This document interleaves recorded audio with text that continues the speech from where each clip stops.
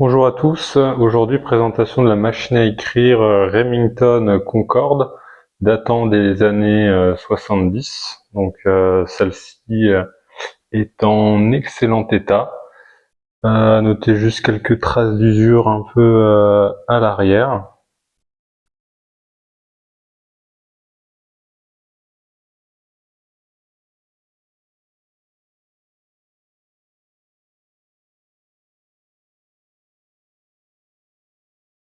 Alors concernant l'utilisation de la machine à écrire, tout d'abord pour venir débloquer le chariot et désactiver le mode transport, on a un petit loquet ici à venir pousser.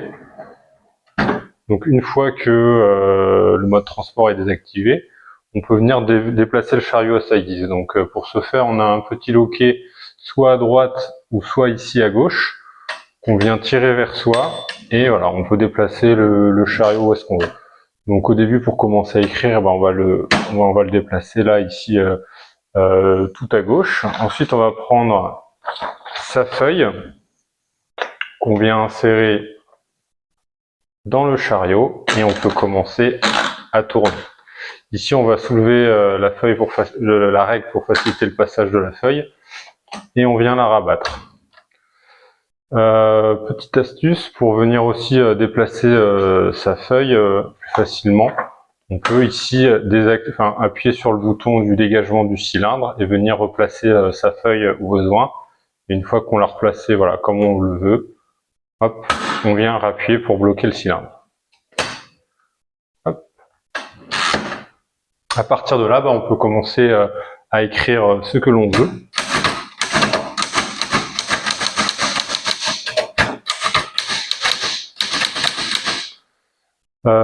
Donc sur ces machines, la barre espace se trouve ici, le retour en arrière ici.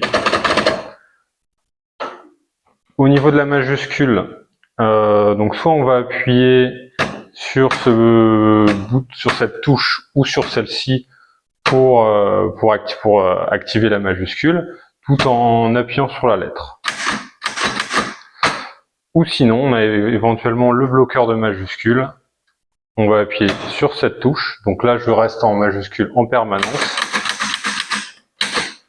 Et pour débloquer la majuscule, on vient appuyer ici sur la touche. Donc on voit également sur ces machines à écrire qu'il n'y a pas de 0 ni de 1. Donc il n'y a pas de 0. Pour faire un 0, on va faire le O majuscule. Et pour faire tout ce qui est accent circonflexe, par exemple, on vient d'abord appuyer sur l'accent et ensuite sur la lettre qu'on veut, ici le O de chômage. Voilà. Pour revenir, pour passer une ligne, on a ce levier d'interligne qu'on vient actionner.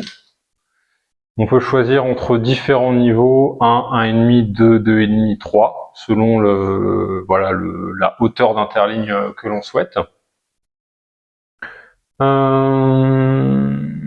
Ici, on va voir le sélecteur de couleurs. Donc là, on est réglé sur noir. Et on peut également activer, se mettre sur rouge. Et on a une partie blanche. Alors ça, c'est pour utiliser dans le cas de figure où on fait une faute et qu'on souhaite corriger la faute avec du papier blanco. Ici, on va avoir tout ce qui est la tabulation. Donc là, pour venir se régler à venir positionner le chariot à un certain endroit précis de sa feuille. C'est notamment utilisé lorsqu'on veut faire des tableaux. Et là, on vient choisir, grâce ici à cette molette, on vient choisir ses créneaux de tabulation. Et les créneaux de tabulation, voilà, on peut les observer directement ici. Voilà, c'est ce qu'on va retrouver là. Alors je vais essayer de faire en exemple. Voilà, là je viens d'en désactiver un, là je l'ai remis. Voilà, désactivé, remis. Ensuite, pour finir, on va avoir, quand on arrive en fin de ligne, la sonnette va se déclencher. À partir de là, on va pouvoir encore taper 4 ou 5 caractères. Et au bout d'un moment, là, on peut le voir, je suis bloqué. Je ne peux plus écrire, je ne peux plus avancer. Si on souhaite voilà, quand même écrire son dernier caractère, par exemple, pour terminer son mot, on a la touche passe-marge qui va nous permettre voilà, de débloquer un peu cette marge et pouvoir continuer l'écriture de ce qu'on voulait taper.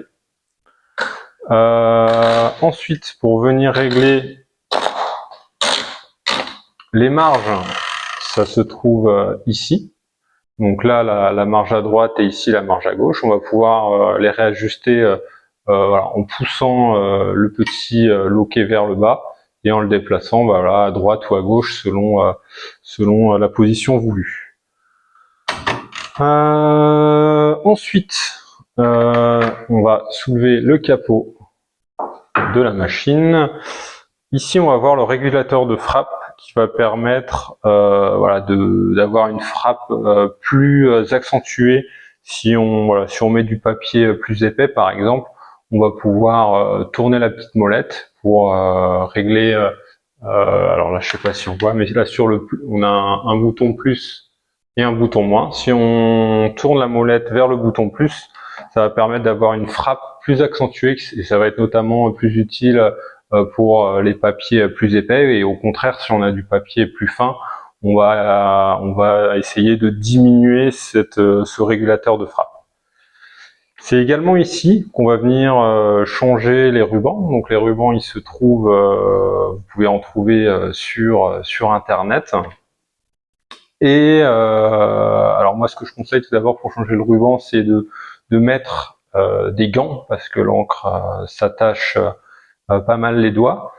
Ensuite, c'est de prendre une photo pour bien repérer le positionnement de comment c'était avant pour bien remettre le ruban de la bonne façon. Pour venir pour venir changer le ruban, on va tout d'abord garder cette bobine qui est d'origine, donc ça serait dommage de la jeter pour des raisons de compatibilité, autant la garder. Donc on vient switcher le contenu du ruban neuf vers cette bobine et on vient venir faire exactement le même cheminement du ruban pour que ça puisse bien aller et venir le raccrocher sur la deuxième bobine. Pour faciliter le passage, on peut également activer le bloqueur de majuscules, ce qui va permettre voilà, de faciliter un peu l'opération durant cette manœuvre. Voilà. Après, on peut remettre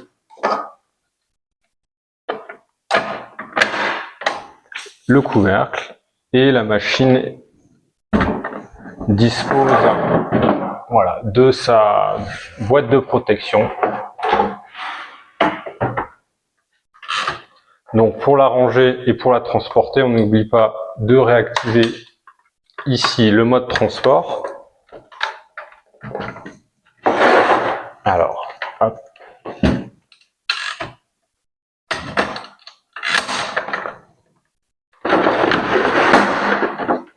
Voilà, on vient le repositionner dans sa boîte.